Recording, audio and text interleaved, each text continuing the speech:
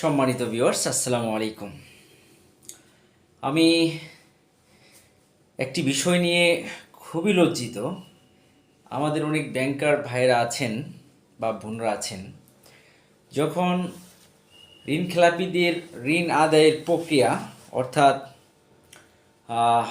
ঢোল বাজানো, মাইকিং করা বা নিলাম প্রক্রিয়া সাকসেসফুল করা, অথবা ঋণ আদায়ের যে ট্যাকটিকগুলা যখন আমরা পরিচালনা করি এজ এ ম্যানেজার হিসেবে, তখন আমার অনেক ব্যাংকার ভাই বোনেরা খুব লজ্জাজনকভাবে আমাদের ফেসবুক কিংবা মিডিয়া কোনো কিছুতেই দেখা যাচ্ছে যে বাজে ধরনের কমেন্ট করেন। যেমন কেউ বলেন এটি ব্যাংকিং না, মলম বিক্রেতা।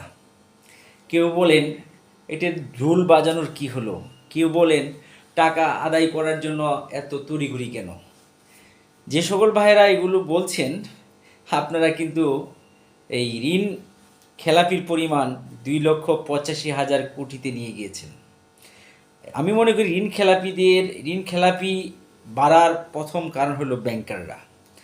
আপনি যদি লোন না দেন, আপনি যদি সাইন না করেন, আপনি যদি ওভার ভ্যালুয়েশন না করেন ম্যানেজার হিসেবে কিংবা ক্রেডিট অফিসার হিসেবে, আপনার চাকরি কিন্তু যাবে না। হয়তো আপনার ট্রান্সফার হবে কিংবা আপনার প্রমোশনটা একটু ডিলে হবে। কিন্তু আপনি এই অপরাধটি করে, অর্থাৎ এই সুযোগটি দিয়ে আপনি কিন্তু ব্যাংকের 12টা বাজিয়ে দিচ্ছেন। মনে রাখবেন, আজকের যে ইনখেলাপির যে এই অপরিসীম মাত্রায় চলে যাওয়াটা, সেটার জন্য আপনিও দায়ী অ্যাজ এ ব্যাংকার হিসেবে।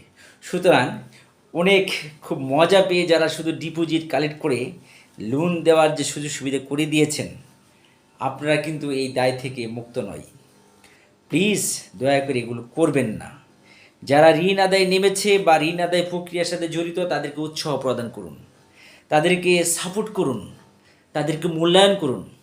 আমি তো মনে করি বাংলাদেশে 2-1টা ব্যাংক ছাড়া ম্যাক্সিমাম ব্যাংকের অফিসাররা ঋণ আদায় কিংবা আইনি প্রক্রিয়া কিংবা নিলাম প্রক্রিয়া কিংবা এই যে রিকাভারির যে নলেজটা, অনেকটা গ্যাপ আছে। এই গ্যাপ থেকে নিজেকে বাঁচাতে আজই ঝাঁপিয়ে পড়ুন, ঋণ আদায় করুন, দেশকে সামনের দিকে এগিয়ে নিতে রিকাভারি করে ঋণ খেলাপির মাত্রা কমিয়ে আনুন। ভালো থাকবেন। আসসালামু আলাইকুম।